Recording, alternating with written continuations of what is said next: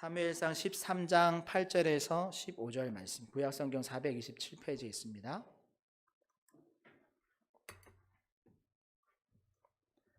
사무엘상 13장 8절에서 15절 한 절씩 교독하고 우리 마지막 절은 함께 읽겠습니다. 제가 8절 먼저 읽습니다. 사울은 사무엘이 정한 기한대로 이레 동안을 기다렸으나 사무엘이 길갈로 오지 아니하매 백성이 사울에게서 흩어지는지라. 사울이 이르되 번제와 화목 제물을 이리로 가져오라 하여 번제를 드렸더니 번제 드리기를 마치자 사무엘이 온지라. 사울이 나가 맞으며 문안하매 사무엘이 이르되 왕이 행한 것이 무엇이냐 하니 사울이 이르되 백성은 내게서 흩어지고 당신은 정한 날에 오지 아니하고 블레셋 사람은 믹마스에 모였음을 내가 보았으므로 이에 내가 이르기를 블레셋 사람들이 나를 치러 길갈로 내려오겠거늘 내가 여호와께 은혜를 간구하지 못하였다 하고 부득이하여 번제를 드렸나이다 하니라. 사울에게 이르되 왕이 망령되이 왕에게 내리신 명령을 지키지 아니하였도다. 그리하였더라면 여호와께서 이스라엘 위에 왕의 나라를 영원히 세우셨을 것이거늘 지금은 왕의 나라가 길지 못할 것이라. 여호와께서 왕에게 명령하신 바를 왕이 지키지 아니하였으므로 여호와께서 그의 마음에 맞는 사람을 구하여 여호와께서 그를 그의 백성의 지도자로 삼으셨느니라 하고 사무엘이 일어나 길갈에서 떠나 베냐민 기브아로 올라가니라. 사울이 자기와 함께한 백성의 수를 세어보니 600명 가량이라. 아멘. 오늘은 이 말씀 가지고 하나님의 마음에 합한 자라는 제목으로 말씀을 전하려고 합니다. 우리 옆에 있는 분과 한번 이렇게 인사하겠습니다. 네, 사랑하고 축복합니다. 사랑하고 축복합니다. 잘 오셨습니다. 네, 잘 오셨습니다. 네, 비도 오는데 여러분들 또 이 자리에 채우셔서 감사드리고 또 영상으로 예배드리고 있는 모든 성도님들께 또한 동일한 은혜가 있을 줄 믿습니다. 우리는 새벽마다 또 예배 순서 때마다 사무엘상을 읽어가고 있는데요. 그중에 오늘 사무엘상 13장은 사울이 왕이 되어지고 블레셋과의 전투를 준비하는 그런 장면을 기록하고 있습니다. 특별히 오늘 새벽에 읽었던 1절부터 7절까지는 이스라엘 영토 안에 있던 블레셋의 수비대를 치고 난 후에 블레셋이 예상과는 다르게 정말 너무 많은 군대를 이끌고 이스라엘과 이제 전면전을 하기 위해서 모였다라는 것을 우리가 보았습니다. 그리고 그런 블레셋의 많은 군사를 보고 이스라엘의 사기가 흔들리는 장면을 1절에서 7절까지 보았죠. 그런데 오늘 보면 8절에서 15절에서는 이런 상황에서 사울 왕의 행동을 통해서 하나님의 마음에 합하지 못한 사람이 어떤 모습을 보이는가를 보여주고 있습니다. 그리고 이 사울 왕의 이 실패를 통해서 반대로 하나님께서 찾으시는 하나님의 마음에 합한 사람은 어떤 사람인지를 우리에게 알려주고 있습니다. 그래서 오늘 말씀을 통해서 우리 모두가 하나님의 마음에 합한 사람이 되어지기를 소망해 봅니다. 먼저 8절에서 10절 말씀을 보면 사실 이 상황이 좀 급박하게 진행되어졌습니다. 사기도 꺾였고 백성들이 점점 사울 왕에게 모였던 그 백성들이 흩어지고 있었습니다. 그리고 사무엘은 약속한 날짜가 다 되었는데도 아직 오지 않고 있었습니다. 그런데 블레셋은 이미 저 반대편 믹마스의 진을 치고 이제 구축을 하고 있었죠. 거기다가 여러분 군사력의 차이가 오늘 우리 7절에서도 봤는데 군사력의 차이가 확실하게 보입니다. 수적으로도 블레셋 군사가 많았고 수적 열세도 그렇지만 무기 체계가 완전히 다른 것을 볼 수 있습니다. 오늘 본문에 나오지 않지만 우리 15절 이후의 본문에 보면 여러분 블레셋은 병거도 있고 마병도 있는데 그리고 뒤에 보면 여러분 블레셋 같은 경우에는 철제 무기를 이스라엘이 철제 무기를 가지지 못하도록 이렇게 방해를 하고 자신들만 철제 무기를 가지고 있었습니다. 그래서 뒤에 보면 사울 왕과 요나단 정도만 철로 된 이렇게 전투에 사용되어지는 그런 검을 가지고 있었고 나머지 군사들은 그냥 일반 생활 속에서 쓰는 연장, 도끼 이렇게 이런 것들을 가지고 지금 전투를 준비하고 있었습니다. 그러니까 국방력 차이도 엄청나게 많이 나는 거죠. 그리고 오늘 본문 15절에 보면 사울의 직속 부대가 원래 2,000명이었는데 15절에 보면 이 군사들이 다 흩어지고 도망가고 고작 남은 인원이 600명 정도가 사울의 직속 부대로 함께 남아져 있었습니다. 그러니까 이런 상황들을 보면 솔직히 우리가 사울이었다 할지라도 이게 그냥 어떻게 보면 그 마음이 편하지 않은 그런 상황이죠. 정말 두렵고 조급했을 것 같습니다.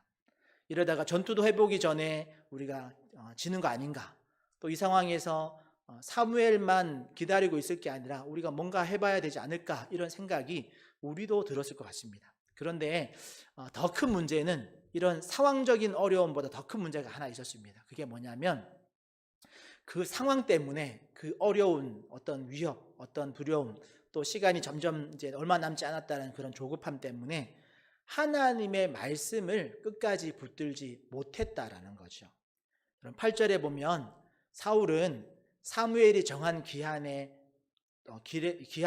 7일 동안 기다렸습니다. 그런데 끝까지 기다리지 못했습니다. 그래서 끝까지 기다리지 못하고 시간이 자꾸 가니까 9절에 보니까 번제와 화목 제물을 이리로 가지고 오라라고 명령하고 왕이 직접 제사를 드려버립니다. 그리고는 10절에서 성경의 기록자가 아주 의미심장한 기록을 하나 남겨놓았죠. 우리 10절 말씀 같이 한번 읽어보겠습니다. 10절 찾으셨죠? 함께 읽겠습니다. 시작. 번제 드리기를 마치자 사울이 나가 맞으며 문안하매. 아멘. 여기 보니까 사울이 기다리다 안 오니까 이제 자기가 제사를 드려버립니다. 문제는 번제를 다 드리고 나서 번제가 마치자마자 사무엘이 이제 도착을 하는 거죠. 다르게 말하면 조금만 더 기다렸으면, 그 번제를 드릴 만큼의 시간만 조금만 더 기다렸으면 전혀 문제될 것이 없이 사무엘이 와서 제사 드리고 전투를 치를 수 있었는데, 그런데 사울 왕이 그 잠시를, 마지막 그 순간을 기다리지 못하는 거죠. 그러니까 여러분, 사울은 거의 기다렸습니다. 7일의 시간을 거의 기다렸습니다. 그런데 여러분, 이게 거의 기다렸다라는 말은 잘 기다렸다는 말이 아닙니다. 여러분, 순종으로 말하자면 거의 순종했습니다 라는 말은 사실 온전한 순종을 했다라는 말이 아니죠. 거의 기다렸다, 그건 완전하게 기다리지 못했다라는 말이 됩니다. 예를 들면 이런 겁니다. 어떤 사람이 밭에 씨앗을 심었습니다. 그리고 물을 주고 햇빛도 잘 들도록 주변을 정리하고 정성껏 이제 이 씨앗이 뿌리 내리고 자라기를 기다렸습니다. 그런데 며칠을 기다려도 땅에 아무런 변화가 일어나지 않았습니다. 조급해졌죠. 내가 심은 씨앗이 죽은 거 아닌가 싶어서 어떻게 했냐면 흙을 파가지고 씨앗이 잘 있는지 꺼내봤습니다. 잘 있네. 또 묻었습니다. 그 다음날 또 아무런 변화가 없으니까 또 꺼내봤습니다. 여러분, 그렇게 며칠에 한 번씩 씨앗을 여러분 꺼내봤다고 했을 때 여러분, 그 씨앗 어떻게 됐을까요? 결국 그 씨앗은 잘 자라지 못했습니다. 왜 씨앗이 자라지 못했습니까? 땅이 비옥하지 못해서? 아니면 땅에 묻혀있지 않아서? 그렇지 않죠. 그 씨앗이 자랄 수 있다, 씨앗을 심고 그 씨앗이 자랄 것이다라는 그런 믿음을 가지고 잘 기다리지 못했기 때문에 그 씨앗이 잘 자라지 못한 거죠. 성도 여러분, 우리가 믿음을 가지고 산다라는 것도 이와 비슷합니다. 그냥 믿음으로 단지 열심히 하면 되는 것이 아니죠.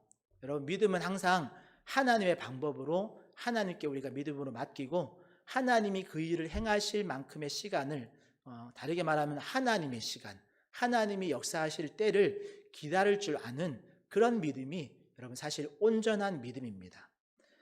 우리가 하나님께 맡기고 기도하고 맡기고 하나님께서 행하실 때를 기다리는 그런 인내의 시간이 우리에게 필요하다는 거죠. 어쩌면 우리 중에 누군가는 이런 기다림의 시간, 인내의 시간을 보내고 계시는 분도 있을 수 있습니다. 내가 기도했는데 응답이 없는 것 같고, 그게 가정의 문제든 또 사업의 문제든 때로는 우리 영적인 어떤 우리 신앙생활의 문제든 간에 우리가 기도하고 열심히 노력하고 또 기다리고 있는데 빨리 하나님이 응답해 주시지 않고 또 열매가 막 눈에 보이지 않고, 때로는 우리의 몸이 아픈데 그 몸에 아픈 것들이 빨리 회복되어지지 않고 호전되어지는 느낌이 별로 없을 때 우리의 믿음이 흔들리기 마련이죠.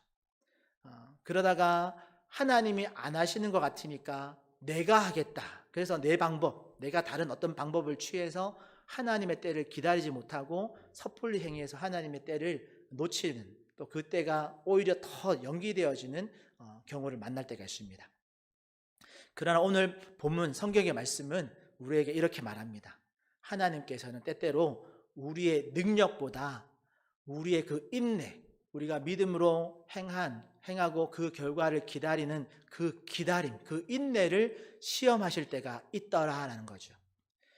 예를 들면 아브라함 같은 경우에 여러분, 하나님께서 아브라함에게 너의 자손을 하늘의 별과 같이 많게 하겠다. 아브라함이 아이 없을 때 그런 약속을 하셨습니다.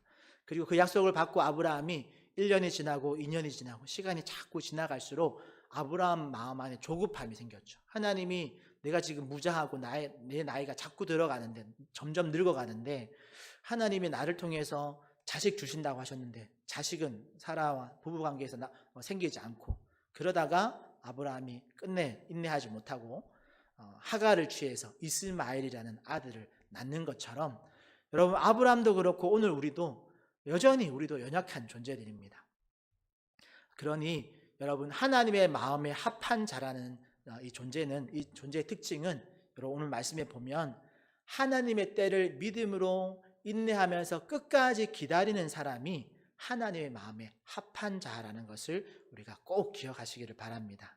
그래서 오늘 우리도 하나님께 기도하고 맡긴 것이 있다면, 때로는 그 문제가 어떤 기일이 정해져 있어서 그 기일까지 그 문제가 해결되지 않으면 더 큰 문제가 일어날 수 있을 때에도 여러분 하나님께 기도하고 맡겼다면, 우리가 조금은 조급한 마음, 불안한 마음이 몰려오더라도 여러분 믿음으로 인내하면서 하나님의 때를 끝까지 기다리시는 우리 모든 성도님 되시기를 축복합니다.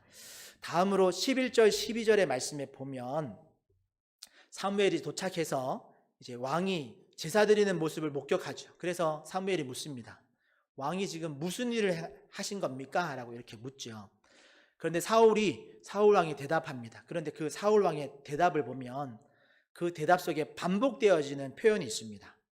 11절 12절을 여러분 잘 보면 그 안에 어떤 표현들이 반복되어지냐면, 백성이 내게서 흩어지고 당신은 오지 않고 블레셋이 모인 것을 내가 보았고 블레셋이 나를 치러 내려오겠거늘 내가 부득이하게 번제를 먼저 드렸습니다 라고 대답합니다.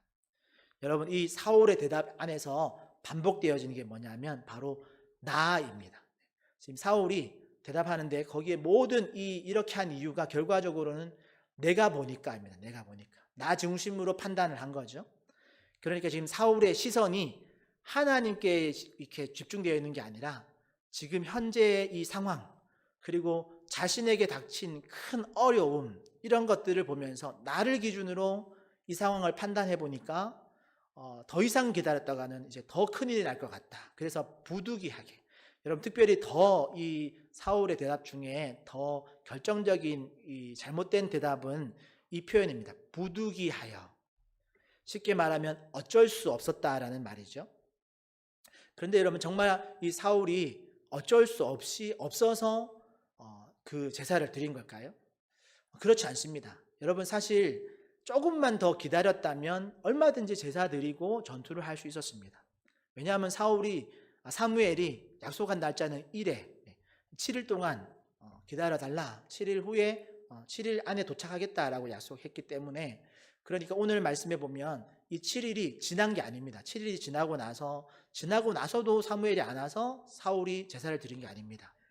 7일째까지 기다렸는데 7일이 다 지나지도 않았는데 사울이 이제 제사를 드린 거죠. 그러니까 기다릴 수 없어서 또는 어쩔 수 없어서 제사를 드린 게 아니라는 말입니다. 사울은 어쩔 수 없어서가 아니라 얼마든지 조금 더 기다리면 가능한 일이었는데 기다리지 못했던 그 자신의 조급함과 그런 자신의 불순종을 자백하는 것이 아니라 오히려 백성 탓, 또 상황 탓, 또 사무엘이 늦게 와서 이렇게 사무엘 탓을 하면서 자신의 그 인내심 부족을 정당화하려는 것이 부득이하게라는 표현이라는 거죠. 여러분, 이 모습이 어떻게 보면 나중에 우리가 또 사무엘상하를 읽어갈 거니까 다윗 왕과도 비교되어지는 장면인데, 여러분 다윗 왕도 여러분 생각해 보시면 다윗 왕도 나중에 통치하던 중에 아주 큰 죄를 한번 짓습니다. 그 죄에 넘어진 적이 있습니다. 그런데 여러분, 그때 다윗 왕 같은 경우에는 자신의 죄를 지적하는 선지자 앞에서 이렇게 대답합니다. 내가 여호와께 범죄하였노라 라고 자신의 죄를 인정하고 자백합니다. 그리고 하나님께 용서를 구하죠. 여러분, 그런데 오늘 사울과 다윗 왕의 차이가 이 차이가 엄청나게 큰 겁니다. 그러고 보면 하나님의 마음에 합한 자는 어떤 문제도 일으키지 않고 어떤 상황에도 넘어지지 않고 처음부터 끝까지 한 번도 넘어지지 않는 사람이 하나님의 마음에 합한 사람이 아니죠. 여러분, 하나님의 마음에 합한 사람은 자신이 넘어졌을 때 그 넘어짐을 인정하고 하나님께 회개하고 다시 하나님께로 돌이키는, 자신의 그 죄를 정직하게 하나님께 드러내고 하나님의 은혜를 구하는 자가 하나님의 마음에 합한 자입니다. 사실 우리도 실패하면, 때로는 실패해서 넘어졌을 때 우리가 너무 쉽게 이런 말을 합니다. 상황이 좋지 않았다. 또는 저 사람 때문에 내가 이렇게밖에 할 수 없었다 등등의 이런 불평들을 할 때가 있습니다. 물론 객관적으로 실제적으로 상황이 너무 어려웠을 수도 있고, 또 어떤 사람 때문에, 나의 잘못이 아니라 어떤 사람 때문에 그 문제가 어그러졌을 수도 있습니다. 그래서 정보는, 객관적인 정보는 맞을 수 있습니다. 하지만 여러분, 우리 성도된 우리는 하나님 앞에서 어떤 문제, 어떤 실패를 경험할 때 우리 스스로에게 한번 물어봐야 합니다. 우리 스스로에게 어떤 질문을 해야 되냐면, 하나님, 주님, 혹시나 저의 믿음이 흔들린 것은 아닌가라는 질문을 해봐야 된다는 거죠. 그 상황이나 어떤 저 사람 때문이 아니라 혹시나 하나님, 내가 느끼는 이런 걱정과 두려움이, 그런 두려움 때문에 내가 혹시나 하나님의 약속하신 그 약속을 놓치고 있는 건 없습니까? 라는 질문을 우리 성도된 우리는 그 실패 앞에서 스스로에게 해봐야 된다는 거죠. 그리고 혹 우리가 하나님보다 어떤 상황, 어떤 현실에 우리에게 마음이 빼앗겨서 그런 어떤 두려움이나 걱정, 이런 실패를 우리가 경험하고 있다면 우리가 정직히 하나님께 우리의 마음을 털어놓고 하나님 앞에 우리가 하나님께 집중하지 못한 것, 또 하나님께 주신 이 상황에 대해서 바르게 분별하지 못한 것에 대해서 회개하고 하나님께로 다시 돌이키는 성도가 되어야 될 줄 믿습니다. 그러기에 소망하기는 우리 모든 성도님들이 하나님의 마음에 합한 자로서, 여러분, 원인을 다른 것에서 찾아서 거기에 책임을 전가하기보다는 우리 스스로를 먼저 돌아보면서 하나님과의 나와의 관계를 바르게 하는 그런 성도들 되시기를 축복합니다. 끝으로 13절에서 15절 말씀에 보면 사무엘의 책망이 나오는데요. 사무엘의 책망의 내용을 보면 사무엘의 책망한 걸 분명합니다. 어떤 책망을 하냐면 왕이 망령되이 행하였도다 라는 말을 합니다. 여기서 망령되이 행했다라는 말은 하나님을 가볍게 여겼다라는 말입니다. 하나님을 함부로 대했다라는 말입니다.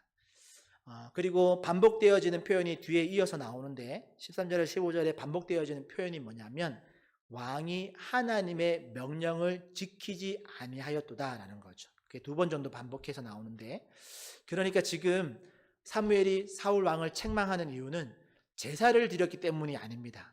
더 큰 문제가 뭐냐면 하나님의 말씀을 가볍게 여기는 그런 신앙의 행위 때문에 지금 사무엘이 사울을 책망하는 겁니다. 사울이 어떤 종교 행위를 한 것으로 그것을 책망받는 게 아니라 말씀에 대한 바른 순종을 하지 않았다라는 걸 책망한다라는 거죠. 사실 우리 하나님은 제사를 원하기에 앞서서 하나님의 말씀에 대한 순종을 원하실 때가 훨씬 많습니다. 그래서 나중에 사무엘과 사울이 다시 한번 이 주제를 가지고 이렇게 또 책망하는 상황이 생기는데, 그때는 사무엘이 분명하게 이렇게 말합니다. 사울 왕에게 하나님께는 순종이 제사보다 낫다라고 분명하게 깨닫게 말합니다. 여러분, 사울은 한 나라의 왕이었습니다. 모든 것들을 통치할 수 있는 권한을 가진 자리에 있었습니다.